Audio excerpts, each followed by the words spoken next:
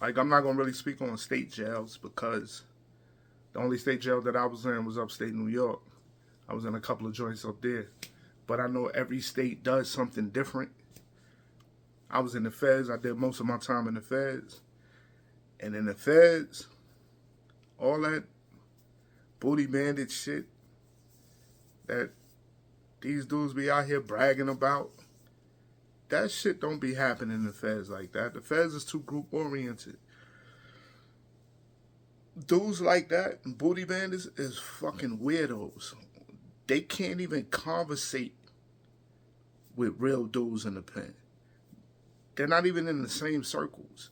When you go in the feds, the ones that act like girls that y'all would call transgenders out here, we call them punks. Punks got their own little group section that they fuck with. They got their own little table that they sit at. And the only dudes that go to that table is punks or booty bandits, which are punks too. But if you say that, they'll try to fight you. They got this thing where they feel like, and they really believe this, if you're not sucking somebody's dick or you're not taking it in the ass, you're not gay. And they believe that they're not gay. They call it being in jail. But nah, that means you just don't have no self-control. Them dudes are weirdos. You need to see them when a punk come in, when a punk show up in the unit or whatever, they be like,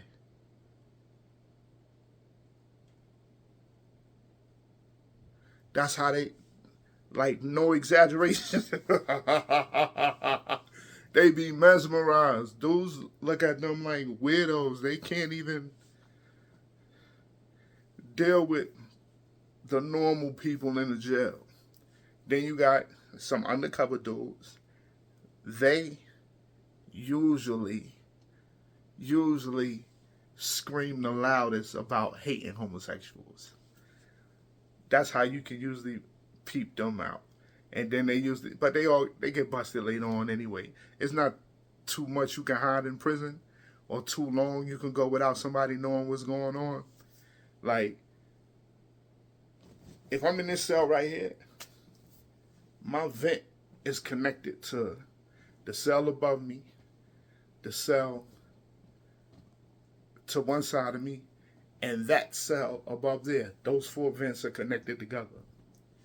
You can hear anything that's going on in these three cells. And all these cells are connected like that, going down the line. Like, there's not much that can go on that other people don't find out about. And dudes talk in prison like people talk out here. Yo, you know, such and such and such. Yeah, you know, he was up in the punk cell. I heard him up there. Or it'll be like a situation. You had a dude from Philly, young dude. This was in Lewisburg. And a lot of dudes that was back there remember this because this is a big thing. You had the young Muslim dude. He used to be all in the TV room. Yo, I hate homosexuals. I can't stand them. Stop for love. They got all this gay shit on TV. Anytime you'll see something on TV, like two dudes kissing or whatever, like if you're not into that, you know, turn your head or turn the channel. Like a lot of dudes just get up and turn the channel, and we'll turn back once we think that shit is over with. But the ones that they used to get with the histrionics and the flipping chairs, and just be like, all right, watch him. He waited until the day we was all going to take pictures. Now, I happened to be coming back from work. I stayed on the same floor. I shoot to myself. My homie running behind me like, yo, you know I like to gossip, right? I was like, yo, what's up, man? He said, yo, such and such got caught with the punk. I was like, man, stop playing. When he thought everybody went to the movies, the punk cell happened to be by the phone room. And one of his Muslim brothers, he didn't go to take pictures.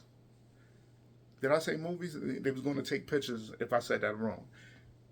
When they used to call us to take pictures, That used to be like a big thing because in Lewisburg, they used to let all of us take pictures together and shit.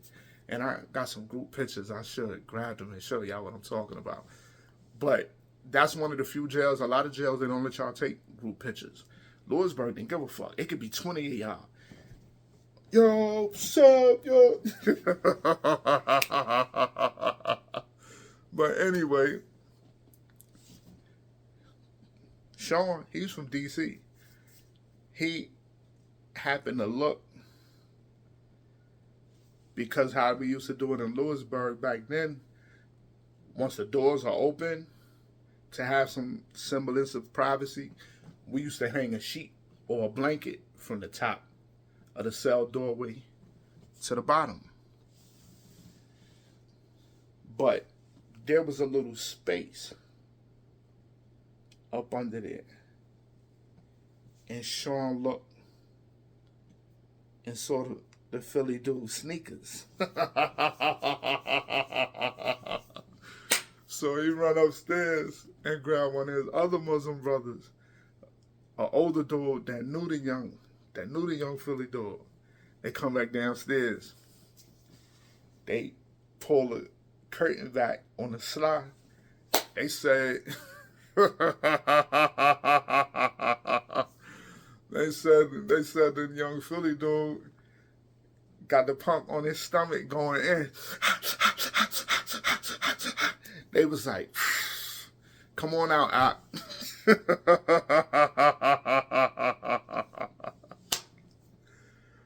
I think his name was, what was his name? Muhammad? Muhammad was like, yo, you lucky I know your mother. You got 5 seconds to get your ass off this compound. Psst. Oh boy, ran to the police office. Yo, I gotta get out of here. You gotta get me out of here. They wound up taking him. Then it started being a big thing. The Muslims were saying that the punk need to disappear. The DC dudes was like, nah, fuck that. He ain't going nowhere. Because he was from DC. And they was like, fuck that. He ain't going nowhere. He do what he's supposed to do. You the one that got to check your brothers. That's what he does. He ain't going nowhere. But somebody wound up sending a note to the lieutenant. Because during count time, they called a punk to the cell. They called a punk to the lieutenant office and he never came back. And then it was a whole big thing with him in the shoe. It was a whole big thing with him in the shoe. That shit turned into his own saga. Fast forward, over a decade later, over 10 years later, I run into another Philly dude. And he's talking bad about the one that got caught. But like him, he was always blowing up in the TV room and making these scenes and always trying to point dudes out. Come to find out, he was fucking with a punk. But the punk told on him.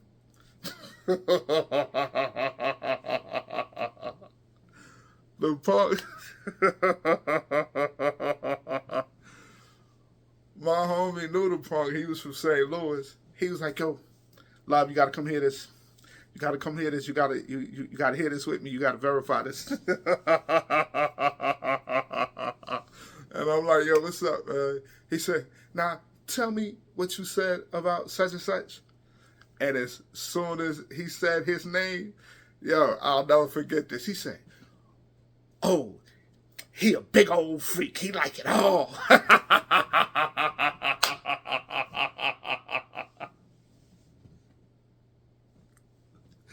So dude started breaking down. What you mean by that? He said the Philly dude was eating his ass, and he came in there one day and asked for the dick. Said, I want to try that wood. I want to see what that's like. Now this was a white dude from Carolina, and he was like, I ain't got a big dick, but I had that much in him.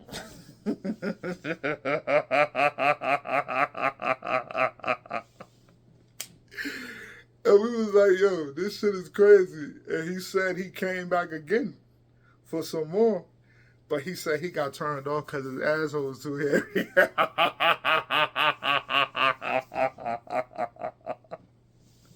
Yo, I'm telling you, you can't make this shit up. But anyway, dudes like that, they're anomalies. Y'all be thinking because y'all don't watch Oz and all that other shit. I have never, ever, ever, in the 27 years that I was in prison, seen a dude walk around with another dude holding his pocket and he's selling him to this dude and all that TV shit. But one thing I will tell you, booty bandits are dangerous because they don't mind being in prison. They don't mind spending the rest of their lives in prison. So they have no problem stabbing you. They have no problem attacking you. That's their thing. And when it come for them, ass is everything. And I'm dead ass for them. That's like the holy grail. They like, say if a punk hit the unit and the two bandits lock in on them at the same time, and the punk really ain't trying to choose, they'll go at each other, not realizing both of y'all about to be gone.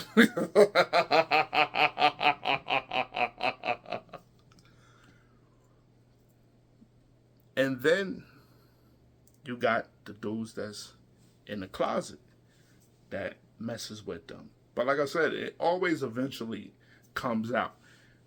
I used to give it, I would say,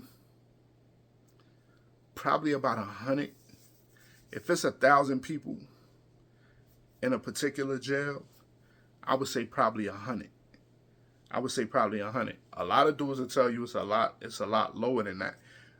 I don't know what these dudes been coming out with all these dumbass stories. Like, that's just some normal, regular shit in the pen, because it's not. A lot of groups don't even allow that shit. Especially in the feds. When I said it's group oriented, the Bloods, the Crips, the GDs, Peace Stones,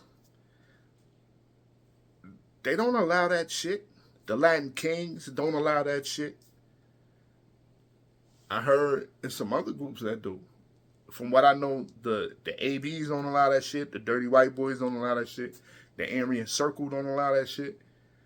And then you got certain groups. Because in the feds, it's like, okay, depending on where you're at, if you're away from your region, regions usually stick together. So you'll have a South group. These are dudes that's probably from Florida, Georgia, Alabama, Carolina, Arkansas usually be mixed in with them, or Arkansas be with the Midwest car, Texas, Mississippi, and then you have the East Coast car. Like, the further we move away from the East Coast, where it started to be less of us, it'll be New York, Jersey, Connecticut. Most dudes from Philly is Muslim, but the ones that aren't, they'll probably rock with us. And then it'd be the same thing with Cali. If you go out to Cali, they be separated. Like, you'll have the Bloods, you'll have the Crips. But in Lewisburg, the Bloods and the Crips sat together. They was cool with each other because they all the way on the East Coast. And then the New York Bloods came into effect after a while. And that started to change. It's a whole lot of bunch of fucking politics in prison. And one of the main politics is that homosexual shit don't fly. I done seen dudes get crushed when they get found out to be one of the dudes sneaking around. Yeah, they play no games. I don't know where all this shit be coming from, but I do know that state jails are different. Like, there was one jail in particular in D.C., what it was called, Lawton. all the DC dudes that was in there, yeah, they had a story. They had a story about somebody getting they ass taken. One dude told me some shit that shit blew my fucking mind. He said on these visits, sometimes you could be able to sneak in the bathroom to, have sex with your visit. They said them niggas will break in the bathroom and rape you and your visit. Niggas done told me some crazy shit like that. I'm like, are you fucking crazy? Like, how do you even think of some shit like that? Yo, that shit is wild. And then with me, how I look at it is, and it might not be that case, because you'll have dudes that, I know killers, that have guidelines with who they won't kill. But I be feeling like, if you'll do that to a man, you'll do that to a woman, you'll do that to a child, because them dudes, to me, are anything. You just don't have any self-control. If I put you in a room with a dog long enough, you'll find a reason to have sex with that dog. You'll fuck that dog. Because you're not going to sit here and tell me that just being in prison caused you to change your sexuality. That's dumb as fuck to me. Because you can't sit here and convince me that just because you're stuck in a room with a deer for 10 years, you're going to decide to have sex with that deer. Because with a man, you have to have some type of physical attraction to even get an erection. So, if you can have an erection for another man, you're just attracted to men. You're gay.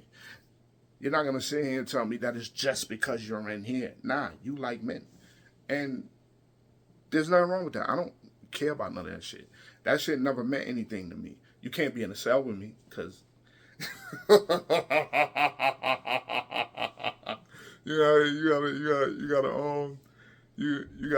gotta get with your peoples. But I didn't care about that shit. I was focused on getting out of prison, getting in the law library. That was my main focus on prison. Can I get to the law library? Can I look up my case? Can I read this? Can I read up on this? Everything, all that politics shit. I hated that shit. And I'm so glad I'm far away from it, because you think motherfuckers got rules and guidelines? Yo, these dudes supposed to be, but these dudes are supposed to be outlaws. But in prison, they got all of these rules, but then you have to look at it for what it is, because when things get a little bit too wild, the administration's response is to lock it down. Then you're just in your cell all day, every day. They can suspend recreation and all that shit. Only thing you coming out for is to take a shower, and you going right back in your fucking cell. So dudes come up with certain things to keep stuff like that from happening. That's another reason rape isn't that frequent. At least in the feds, I know it's not. Because it always involves groups. If you rape somebody from my group, me and my group have to attack. We have to. Because that makes every single last one of us look bad. And then once you get them labels, then dudes think they can rob you. Dudes think they can take some shit from you. Dudes think they can do all types of shit. So that doesn't happen. And then dudes, a lot of dudes there, that's one of their fears, of it getting to the point where it's like that. So they never let it happen. All that shit is TV shit, man. I'm telling you. I've never when I first saw a snippet of Oz on TikTok, I was like, oh, that's why they be thinking prisoners like that, and they always bringing up this dumbass don't drop the soap and all that shit. Most of the showers in prison are shower stalls. Like, you can drop the soap all day and they can't see you picked up. Motherfucker can't even see you in the shower. And if you in a serious jail, you get an escort to the shower. Your homie will be standing outside the shower with his knife on him while you taking a shower. And then you vice versa. When you come out the shower and get dressed, you escort him to the shower. He goes inside the shower, you stand outside with your knife or whatever it is you're working with. Some dudes got pit bulls on a leash. That's the lock on the belt, which is way better than a lock in the sock. I don't know why dudes be saying that. Lock in the sock, the lock will break through the sock, and then you just got an empty sock. You put it on that belt, or you put it on some type of strap that can hold it, then you can work it like a mace. And you don't want it too long because, well, long can work for you in a sense, because if you got it long and you swing it and somebody go to block it, it'll wrap around their arm and still hit a target. But it's harder to work with too, and it's harder to pull back, so you want to keep it probably about, I say about, you want it probably like about 5 or 6 inches away, so you can really swing and get it off. I'm tripping. Anyway, that's what I wanted to talk about just now. I had to get that off my chest. Y'all be getting on my nerves with that shit. Like, Fleece Johnson is a lame. Y'all look at him like, oh, and y'all revere him, and he's like a god out here. And in prison, that nigga's a lame. Yeah, he and locked up, the police know he's a crash out, because that's exactly what he is. Booty bandits are crash outs. They will wild out, they will break toilets, they will flood, they will do all types of shit just because they want some ass. That's the way that they are. But dudes, us, we look at them like, this nigga's fucking weird. Goddamn lame. He ain't trying to get no money. He ain't trying to do nothing. He just focused on somebody's ass. He don't care how the person look. He don't care about their hygiene. Booty bandits are like low lives. They don't care about none of that shit. This dude could be dirty and don't take baths. If he'll let them fuck them, they'll be on his ass like he's Beyonce. Man, I'm done for the day, man. Well, let me see. Yeah, I gave y'all enough time, so I'm gonna fall back. This is my big freaking reality for the day.